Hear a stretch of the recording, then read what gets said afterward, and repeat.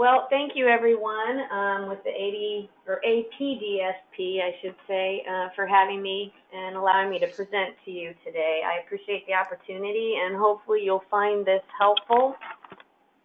Ed, if at any time you guys have a hard time hearing me, just speak up and let me know, or if you have a hard time seeing the screen, but hopefully everyone can see the screen.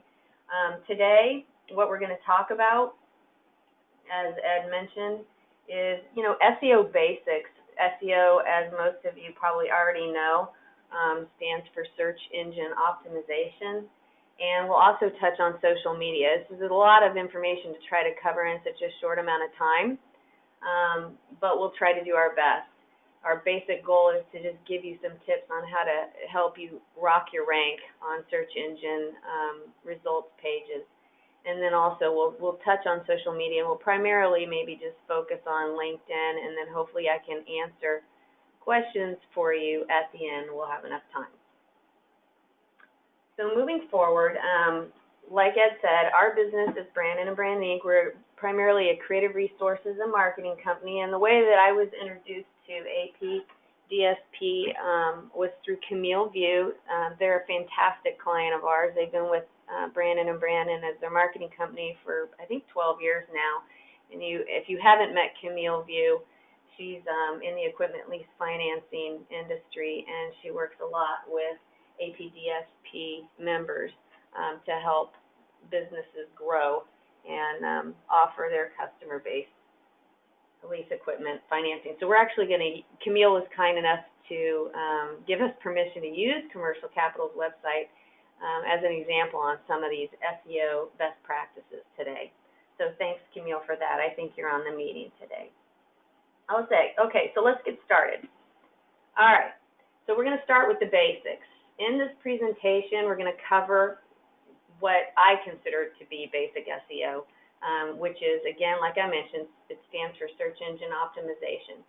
So I don't know the level of SEO expertise that the participants on the webinar have today, so if I'm speaking beneath you, I apologize, but if I'm not, this should be very helpful in terms of acronyms explaining what they mean. So, but search engine optimization requirements, the basics are things that every single business owner in this day and age should really have a general knowledge of, especially if they're wanting their business website to rank on SERP. What SERP stands for, if you hear that term thrown around, is Search Engine Results Page. And that's basically when you do a search query, it's all of the impressions, all of the search results that show up on page 1, 2, 3, 4 on the search engine that you're using. The biggest search engine right now, the mother of all search engines, is Google. And so primarily we focus most of our efforts around getting people ranked on Google. Because if you're ranking on Google, most likely you're ranking on Bing too. So this is a good starting point, but I just want you to know that what we're covering today is just the tip of the iceberg. So moving on.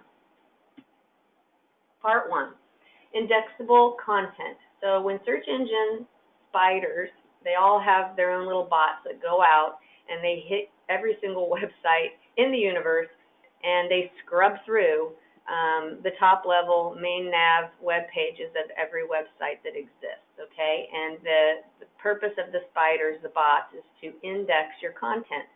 So if your site doesn't have good content, or it's not easy to index, you're going to hurt your chances for rank, and you want to optimize all of these things. So when I say index your content, you want everything on your site to include great keywords that help the search engines understand what your business is all about. That's exactly what it is. It's pretty simple. It's not rocket science. It's just time consuming for the most part. So what you want to focus on is that your content is very relevant to what you do, okay? Take a deep dive into explaining your services and your products. This is going to help you gain authority in the eyes of the search engine. And that, as a result, is what ultimately helps your rank. You want your quality score for your website to be as high as it possibly can be. And we'll explain what that means as we go on here. So define who you are. Okay, so content involves a lot of things. I'm going to cover a few of them, and we're going to start with what I call URL structure. So again, I mentioned Camille's website that we're going to use Commercial Capital as an example. So I'm going to go ahead and pull over a web browser that has their website up. Okay, so this is their home page. What I want to point out about URL structure is when the visitor hits your site or the search engines are indexing it and scrubbing it, they're going to hit these main navigation, sub-navigation links on your site. And they may even index further down into your site content. The more relevant you become, the more that they see you're an authority on what it is you provide, they're going to do more and more indexing of all your website pages. But initially, they're just going to scrub the top level ones. So if we go down into the services section of Commercial Capital, the URL structure is what's displayed up in the address bar of any browser window. So notice that when we get into the services category of their website, the word services is added to the URL address there. Now when we go even deeper into equipment leases, now we've got additional keyword content that defines for the search engine and the visitor of the website what this site's about. So we know we know that the CCKC has services, and that service includes equipment leases. Now let's go into their reprographic equipment page.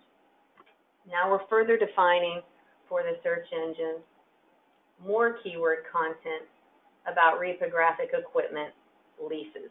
So this right here is extremely valuable in terms of URL structure. So what you don't want to do is just have every single page on your website have something that is not descriptive. So a good example of this would be, let's see, I ran across this website the other day, and I'll just quickly show you what I'm talking about. So this is a local salon here in town, and so I was actually giving them a little bit of consulting on their new website that they had designed. We didn't design this website, but there are some just SEO things that need attention. First of all, their main navigation isn't even visible until the user begins to scroll down the page. So that's a big no-no. You always want your main nav to be easily visible in the top, 1/3 or the above the fold section of your home page and throughout your website.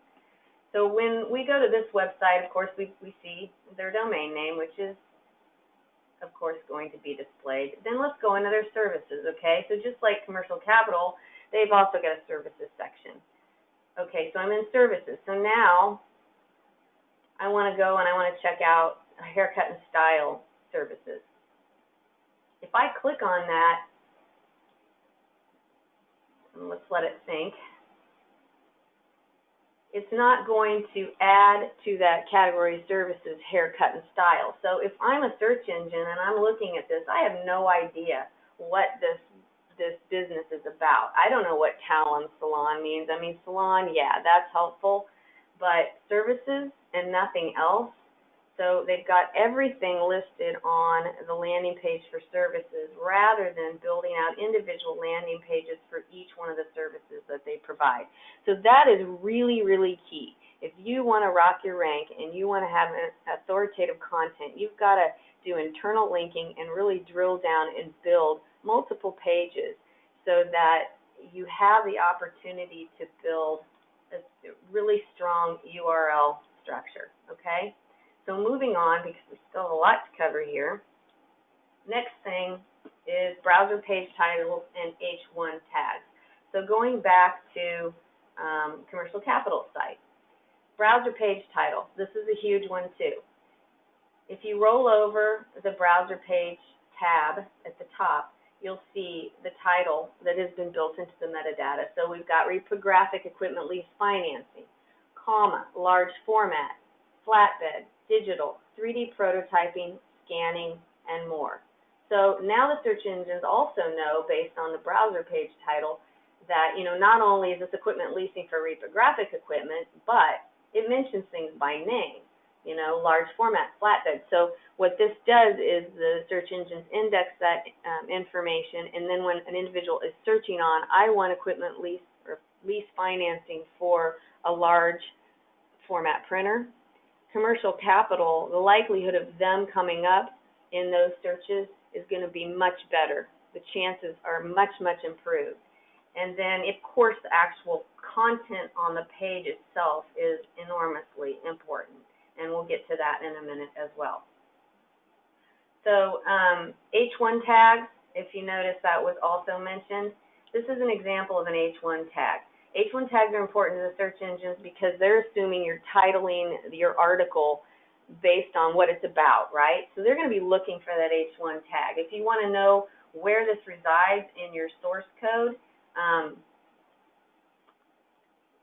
you can, let me show you a little trick. If you don't know what source code is and you want to see your own site source code, click in the background of your own website, and in the little, and you're going to right click in the background.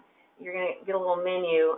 Depending on your browser, it may be different, but you're going to look for View Page Source. Okay, when that opens up, do a Control F, and you'll get a little search and find tool, and you'll type in H1. Just that's the code that denotes the H1 tag. Okay, and so if you scroll down the page, eventually you're going to see the H1 tag for the actual web page or the article itself. Reprographic equipment leasing. Think outside the box, right there. So that is really helpful. Whatever your titles for your articles are, make sure you surround them with H1 tags because the search engines like that. They're looking for that. Okay, moving on. Meta descriptions and schema markup and rich snippets. Okay, so this is a little bit more advanced, but it's equally important if you really want to challenge yourself and go to the next level with content. So with regards to metadata, let's go back to the source code. What a meta description is when you do an actual search for something on, and let's just type in reprographic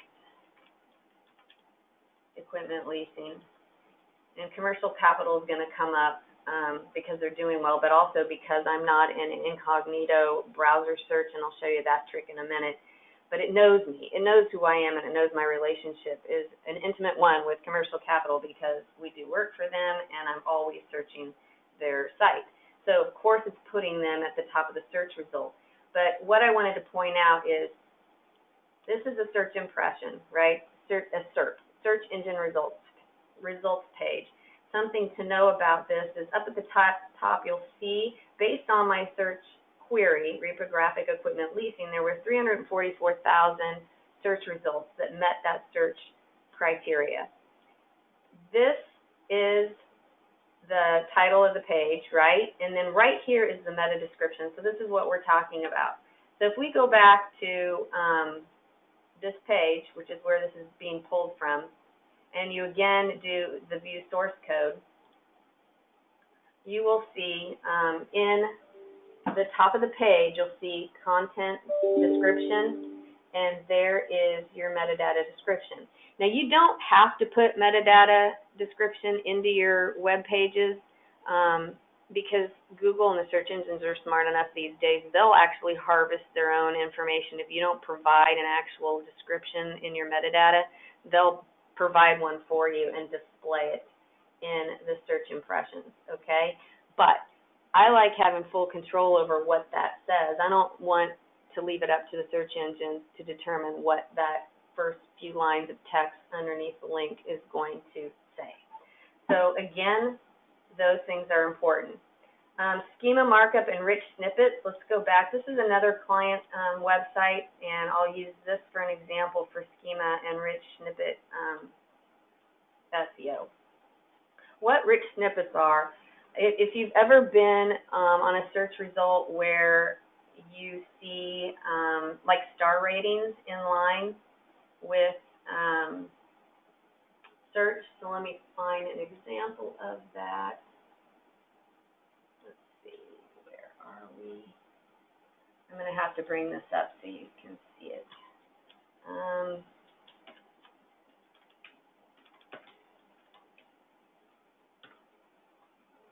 Okay.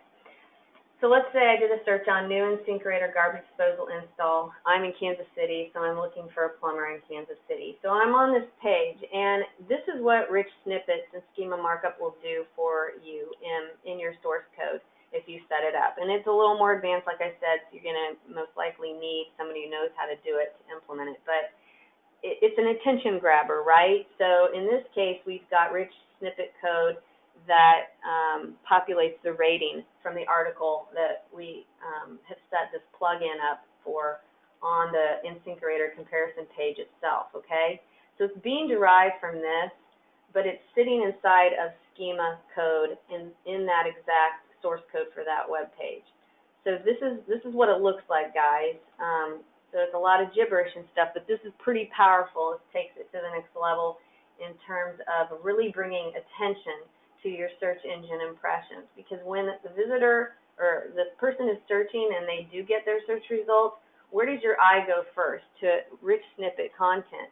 If you're going to see something with a star rating and it's 5 stars, whether it's a Yelp review or a Facebook review, or in this case, content article review rating on the website itself, that's powerful. It gets people's attention. They click on it, and it creates traffic to your website and hopefully a lead and a conversion.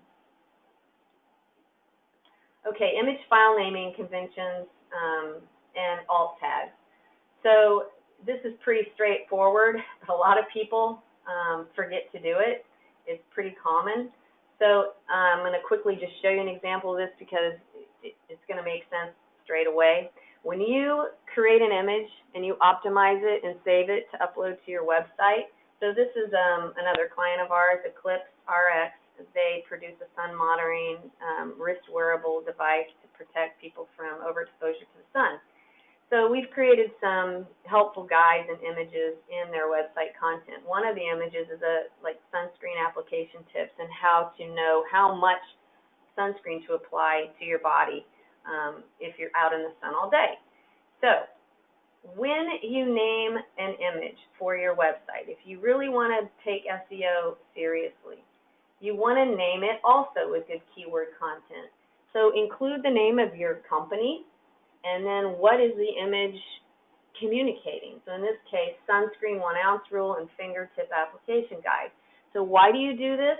Again, Google's picking up on all of it, right? So if I were to do a Google search, okay, let's do a Google search. I do it on sunscreen fingertip application guide, right? Because I want to find something to help me know how much to apply on my body. If you name your images with good keyword descriptive content, you're going to start to populate in Google's image search results as well. So here's an example of how we just put this out there like less than a week ago, and it's already, popping up in with all these other helpful images about how to apply sunscreen. And so if you click on that, the beauty of it is when people do click on images that they like, they can see right there in the image properties what website it's being sourced from, which then often leads to that person clicking on that link and going to that website to find out more information possibly and buy. So that's why it's important to not stop thinking about keywords and actually integrate them into the images themselves as well. All right. Don't block CSS and JS files in your robot.txt file. And many of you may not even know what a robot.txt file is, but it resides in the root directory of your website. Most every website has one. And what the robot.txt file lets you do, it lets you disallow the search engines from scrubbing certain content. So if you don't want certain pages or certain directories to be indexed at all by the search engines, you can disallow them.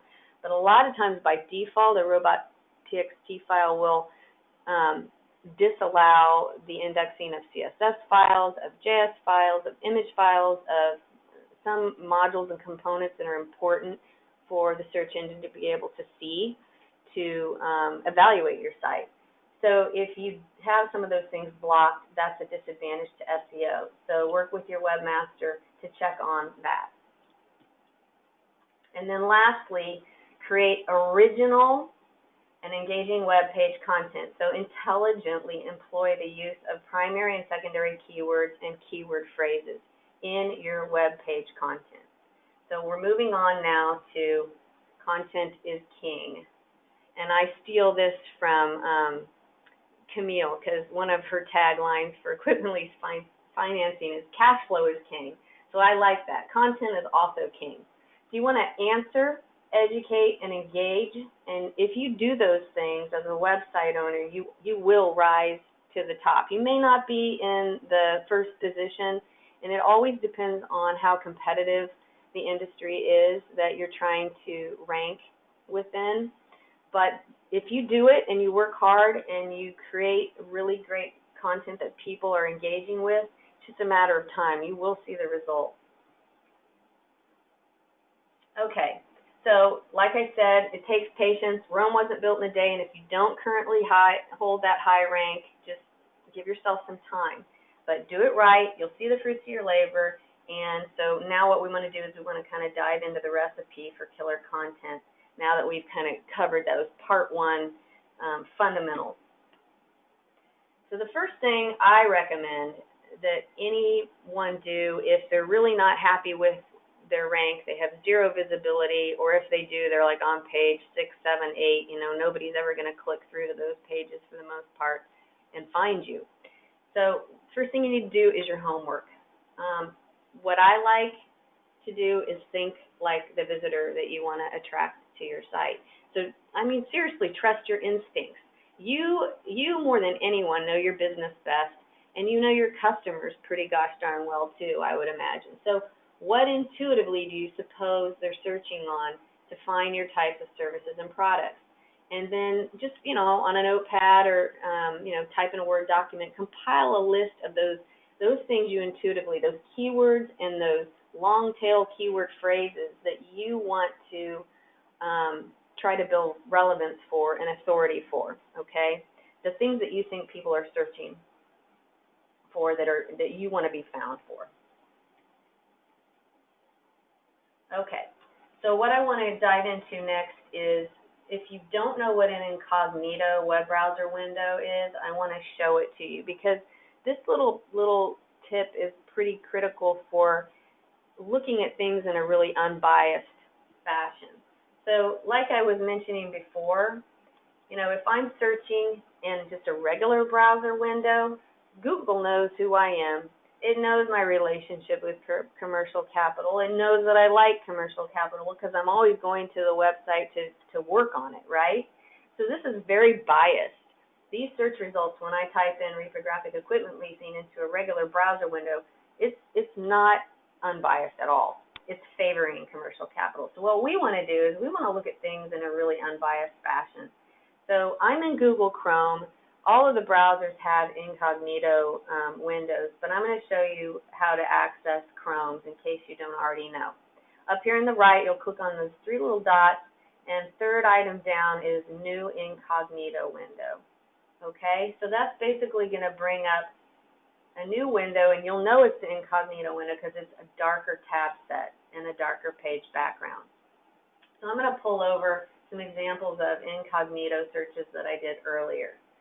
Okay, so I'm seeing pretty similar results in incognito mode. So that makes me jump up and down with joy, because what that means is this really truly is what the rest of the world is seeing when they type in reprographic lease financing. So if you guys want to try it too, and it will fluctuate from your location to location, because even in incognito mode, Google will take into account your location because it wants to give you accurate location-based results. But sometimes it'll pop up with a little block or allow prompt that says, do you want Google to know your location? If you get that, say block, say, or just close out of it and don't say allow. And that will keep things even more unbiased. But so this is incognito view reprographic lease financing. And this is where Commercial Capital organically ranks for that query. So they actually own the 1, 2, 3, 4 top spots for content there when people are searching for that. Now let's add the word Kansas City. It gets interesting when you start to add local keyword content. So equipment lease financing, Kansas City. So pretty broad search. And keep in mind, these are not branded searches. There's no mention of Commercial Capital or CCC, KC in the query at all. And that's what you want. You want to rank for non-branded searches. You don't want people typing in your company name to find you. Of course they're going to find you if they type your company name in. So what's interesting about this one is Commercial Capital is owning rank in the map pack at the top here, and this is great because, again, it's eye candy. It shows their wonderful rating of 4.8 out of 5 stars. And then, again, they've got the 3 top organic spots. So you're saying, well, no, it's further down the page. Well, these are ads. So if you don't know what Google does and what most search engines do is they give precedence to the top of the search impression page to those who are paying for advertising for placement. So all of these, this is not organic rank. And what organic rank means is that you have earned placement because of the sheer fact that your content is, in the eyes of Google, deemed as extremely valuable, authoritative, and helpful to people searching on this particular query. So having the top #1 spot organically is big time kudos. It's wonderful. Okay, so let's take a look at equipment leasing for construction equipment, Kansas City. Again, we've got ads. Then we move down the page. Here's Commercial Capital. And again, here's their construction equipment content, the link to that page. And then they also have the second spot. Another example of, let's move on because we're going to run out of time.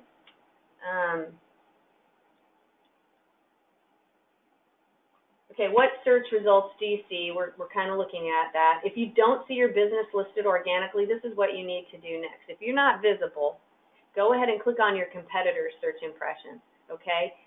Look and see and check out the content on what your competitors' websites are serving up, okay? And then analyze what they're doing right to earn that rank, and also look at what they're doing wrong. When you look at your competitors' website pages, what are they lacking? What is it you can do better? Because that's now what you need to do is you need to get a game plan to build your content better than your competition, because it's a game. It's like, how can you outpace them and do better with everything we've covered? You know, look at what they're lacking. Are they doing browser page titles? Are they doing meta descriptions? Do they have H1 tags? Are they using good image file naming conventions? All of those things. Their URL structure. That's how you're going to beat your competition in rank. If they're not doing that and you do that, it's just a matter of time and you will start to win out. Okay, so in terms of content building, now we're talking about the actual article pages, right? So how are we doing on time, Ed? 10:30. Okay. This is a good site, another client site that I would like to share in terms of wonderful, wonderful content with regards to answering people's questions, educating people, and keeping them engaged. Okay, so ServiceMark Telecom, they're a business telephone systems company in Kansas City. So what they do is they do a great job of answering their target audience's questions. So this is what you need to do first when you content build. If you don't have a lot of content on your website and you want to build it out, you need to start by asking yourself and your sales force and your customer support reps, you know, what questions are they fielding most often from customers or people who, you know, are leads or interested in doing business with you. Now build the answers to those questions into web pages and you know, make those web pages consist of all of the basics that we covered in part 1. So, you know, answering questions, building authority is a great way to improve your ranking. And to answer the top questions that your competitors haven't taken the time to tackle yet, that's how you beat them. That's how you get rank where they don't have rank, and ultimately you can win out over them in terms of visibility for what it is you do, especially locally. Okay, we're still on the same topic. So educate goes right hand in hand with answering questions. So you've got their attention, right? They've clicked and visited your website to get answers to the questions they're searching on, so keep them there. That's your next goal, is to keep them engaged on your website, because the longer they stay on your website, that's going to increase your page duration in Google's eyes, which heightens and makes your quality score go up. So you don't want people hitting your website only to find out, this isn't what I was looking for, and promptly leaving, because that's what we call a bounce. And so if your bounce rate is high on all your website pages, Google's going to be like, these guys aren't authoritative, they're not very helpful, the information's not valuable, we're not going to rank them as a consequence. But if you engage and you keep that website visitor on your pages, on your website, and they click from one page to the next, they go deeper, deeper, deeper. That's why it's important to have that services landing page, but then nest the particular categories of services and build those individual pages for those in addition to that landing page. And do internal linking, because the deeper that visitor goes into your site, the higher your quality score is going to be. And this is also your opportunity to share and generate leads, snag those people, right? So let's just take, for example, ServiceMark. On their website, they do a great job, an amazing job of educating people about NEC phone systems. So one particular section of the site, and they also have structured data, rich snippet markup, just like Andy's Pipe Dream. We installed that for them too. But they have an entire library of how-tos and tips for phone systems. So this is one we're super proud of, because it's just unbelievable how it has affected their business. If you do searches on, how to use an NEC phone system or unified communications or anything NEC phone system related, most of the time they will come up at the top of the search for NEC phone system, and you don't have to even put Kansas City in there, right? And ironically enough, they're even outranking NEC corporate office, which that has then in turn caught the attention of NEC corporate, the global headquarters, big time. And now they've made ServiceMark their lighthouse flagship vendor dealer for their product. So things have just exploded for this company because of their visibility on ranking on NEC phone system related topics, education, how-tos, and everything else. Another thing that they have really spent a lot of time on that is incredibly powerful is engaging people, okay? So there are many ways that you can engage people. One of those ways, and I got to keep moving fast here, is video content. Video is incredible. So if your business lends itself to educating and engaging your potential customers with video, then go for it. And so what I mean by that is, your Google or your YouTube content will start to rank in search engine impressions as well. So what we did for ServiceMark was we built them, and Commercial Capital also has a channel on YouTube. So their channel is built to communicate and educate about anything and everything NEC telephone system related. What this does is, because it's Google owned, I don't know if you knew YouTube was acquired by Google, everything that is on a YouTube channel, if there is an audio narrative on a video, that audio narrative is also indexed by Google. And again, it helps your authority. It also helps to make it so that when the visitor's on your website, that you have content to place into the web page that engages them. It keeps them on that page. And we were talking about page duration. The longer they're on your page, the better your quality score. So these are the things. If somebody's on our website and they don't have to read, but they can hit play and watch a how-to, all the better, right? So video is an incredibly powerful way to engage your website visitor, and this is what we're talking about here. Images, infographics, comparison matrix, other types of eye candy, animated graphics and things like that, also engaging. So clever calls to action.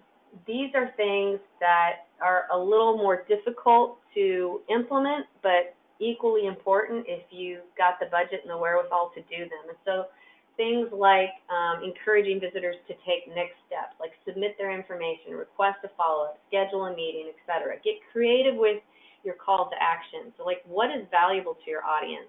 Is it more information that they want, that you want to give them a white paper, a downloadable white paper if they fill out a form submission? Do you want to give them a discount, a free consultation, more free education, unlock additional resources, VIP perks? Be clever. Have fun with it, right? But the whole idea is to encourage them to convert in at least a minimum way of giving you and providing you their contact information so that it can turn into a lead, which will then hopefully eventually turn into a sale for you. Okay, so finally, promote your great content, and this is really key. So share your knowledge, services, and products on other channels that are outside of your website. So for example, email marketing, social media marketing, paid advertising, influencer marketing. The more you promote your content, the more people are going to see it, reshare it, right, link to it, blah, blah, blah.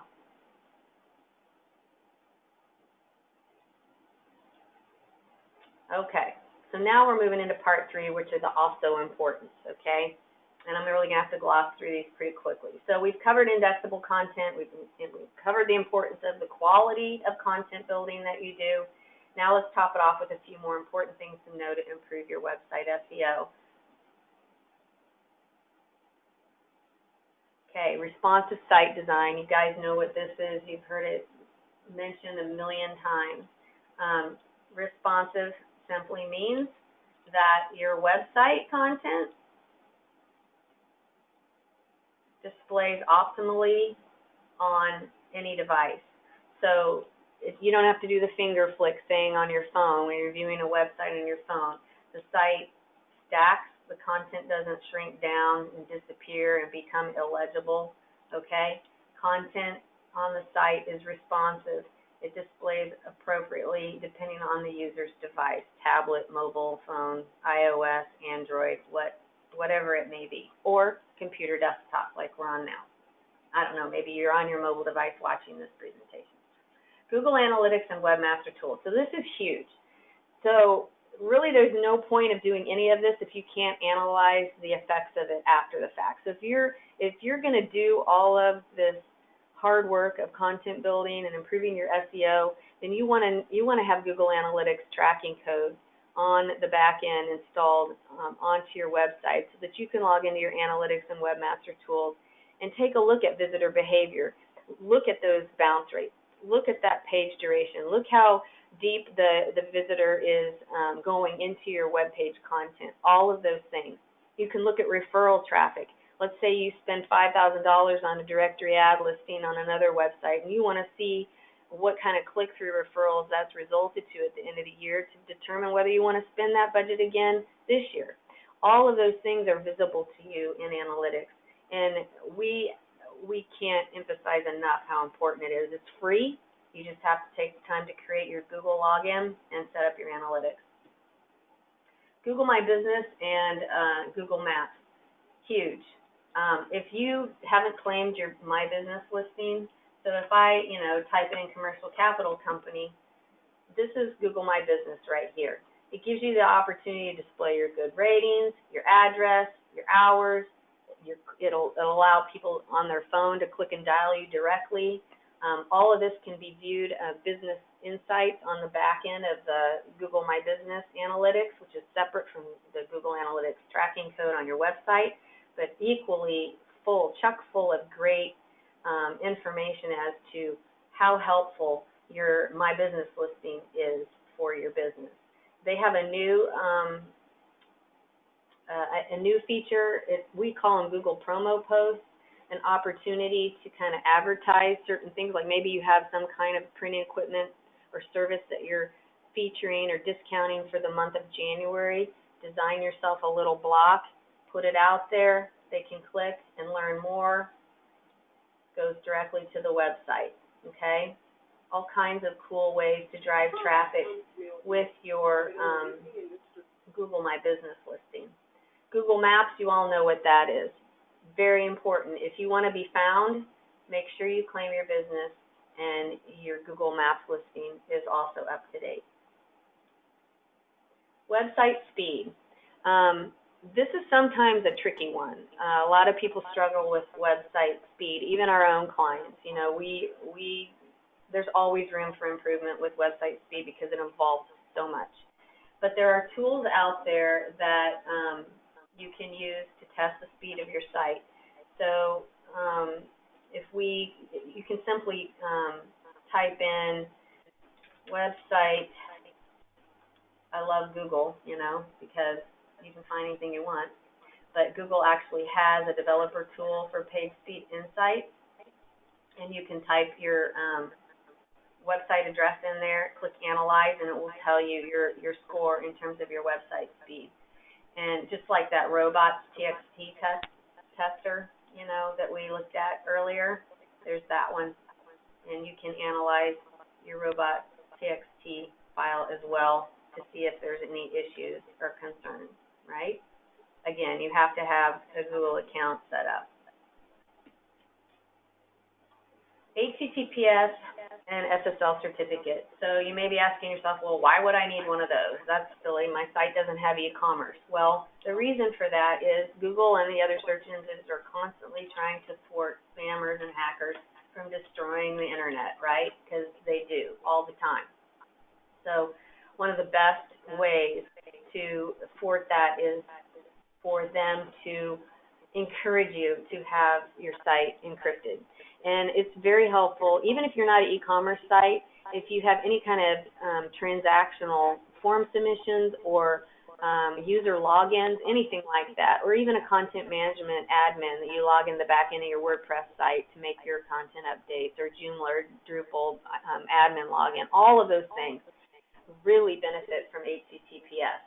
So they're pretty economical to buy the SSL certificates nowadays. You just have to generate the signing request, work with somebody who's knowledgeable about installing it onto the server and getting it installed onto your website itself.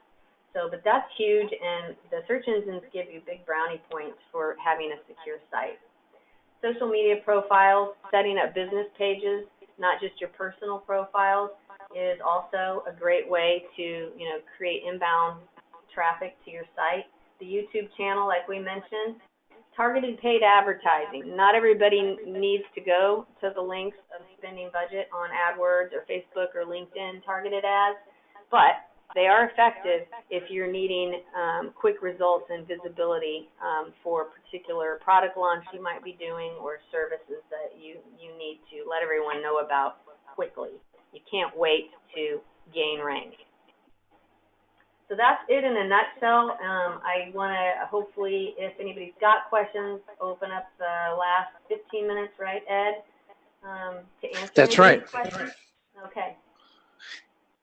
Thank you very much, Carrie. That was a wonderful and highly detailed presentation.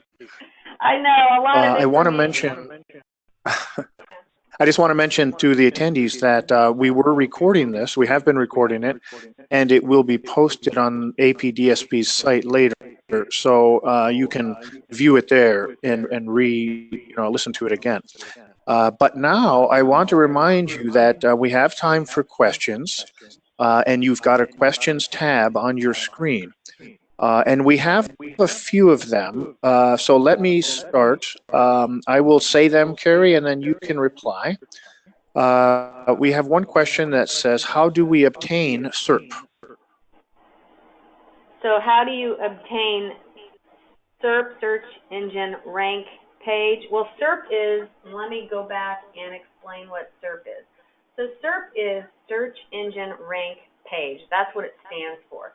So if I were to type in banner printing 17, Kansas City. This that you're looking at right here, that is SERP. That is the search engine results page, okay? So I think probably what you're asking is how, and maybe I'm incorrect, but how do you obtain rank, like organic rank on this search engine results page? Is that what you're asking? Carrie, that question is the person who asked it is muted. So I think what he meant was pretty much the page, how you can see it. That's my guess. And if I'm wrong about that, we can answer the question via email later. But I think you've made that clear. Carrie, let's go to the next question. And that is, we have 6 locations in North Carolina, and we are having trouble acquiring all 6 business listings because they have already been claimed or won't let us verify.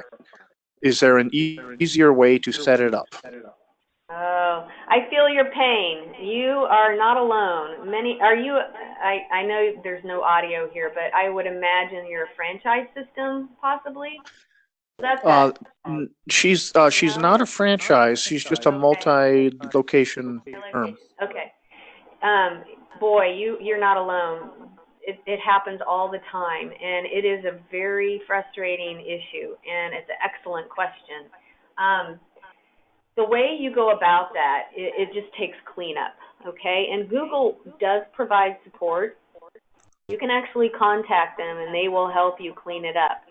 But if each one of your My Business locations, your maps listings, and if each one of those locations has set up a Google My Business listing, if each of them is under separate ownership, and it sounds like they are, so like the owner of one location has that My Business listing under their Google, personal Google login account, and then the next location has it under another person, and so on and so on.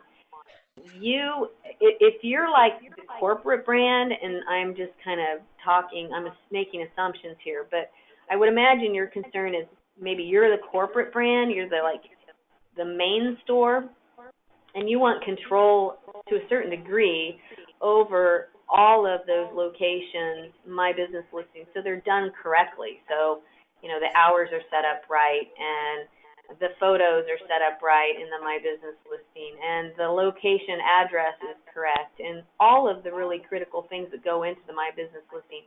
A lot of times when there's more than one location involved, some people do a great job of it, store owners, and others not so much. And so it becomes very frustrating as the corporate brand police to keep everybody up to speed and get everything reeled in and tidied up.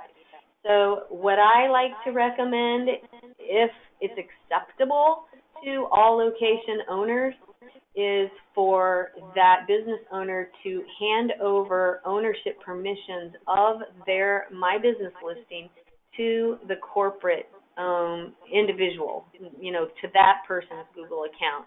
You can, under the My Business page permissions, you can add other owners, okay? And then that would allow you to get in there and make the modifications necessary to keep everybody consistent and looking the same, and have it really present nicely for all your locations. And then you can also tie them together. That's a very good question, and it's one that a lot of people struggle with. It gets out of control, and then you have to spend a ton of time cleaning it up. So, but there's more than one way to skin a cat, and it really depends on what's best for your locations. If you're not a franchise system, and they're all corporately owned stores, I think it's a better model to have full control over all of those locations yourself. But that's my personal opinion. Hopefully that helped. But there are ways to clean that up, most definitely. It just takes time. If you need help with that, we can certainly help you with it, or give you some tips and guide you in the right direction. Yeah, Liz, and anyone else, if the answer to the question is not full, then you feel free to email me, Ed Avis. My email is ed.avis@apdsp.org. and I will forward the questions to Carrie. Carrie, we have another question. It is, I have been told that you no longer have to enter comma-separated meta keywords when setting up a web page. Is that correct? Another excellent question. So, yeah, what he's talking about is meta. Remember how we were looking at the meta description in the source code? Okay. You can also, what I think he's referencing are keywords in your metadata. So, you are correct. It is not as critical anymore with the search engines to go to the work of setting up keyword metadata. It doesn't hurt anything, okay? But the search engines are so smart now that they know what you're authoritative for. They're scrubbing through all your web page content, so they don't need the keyword cheat sheet in the top part of your website source code to define those keywords. It doesn't hurt, but you are right. It is not as important. I would not make that a priority, but I would make the meta description a priority if you care what it says. Otherwise, the search engines are going to harvest it for you and display whatever it is they think they should display on search under your search impression, like we talked about before. Thank you. Carrie, we have another question. How much time should be spent each month on SEO and website? Gosh, these are great questions. Okay, how much time? It depends on how much work you have to do to get ranked. Okay, so if you have zero visibility, or you're finding that you're not finding your business when you query what it is you do, especially at a local level, like reprographic services, your city name and your state, you're nowhere to be found. You got your work cut out for you in that case. And I would say that you should probably dedicate, and this is me talking, but I would say as a business owner, if it's important to you to be visible, that you need to spend at least initially for the first 6 months until you really get your content ramped up, I would spend a minimum of 10 to 12 hours a week on it. And that may seem like a lot, but it is a lot of work, and so you got to really want it and dedicate yourself to it. Another thing I want to point out that I forgot to mention, which is really important, is all content that you build, you can't be lazy building content. It must be original content. If you go out to other sources and you copy and paste and piecemeal things together, the search engines, again, they know everything about everything, and they deem that as plagiarism, and they know who had first authority to content on the internet. So if they see that you've replicated something verbatim from another source, you'll get heavily penalized for that. They call it duplicate content penalty. And all that hard work you think you're doing is just actually going to hurt you. So do not copy and paste from other sources. You have to write your own original content. That doesn't mean you can't reference other sources and link to other great content, or take from and regurgitate in your own words and massage and tweak it so it's your own voice, not just repeating word for word what somebody else said. You can be influenced by other people's content, but your content needs to be written by you or by someone who knows your business, like a copywriter that's a really good one. Great, thank you, Carrie. And that's the end of the questions that have been submitted. Oh no, here's one more, just came in. The question is, Google Plus, LinkedIn, Facebook, is it best to use one or all? Okay, I am so sorry. I'm so glad you asked that question, because I was going to cover LinkedIn and we didn't even really get a chance to do that. Okay, so it depends on your business. So what we like to do with companies is step back and look at who their target customer is. Who is it that they're wanting to reach?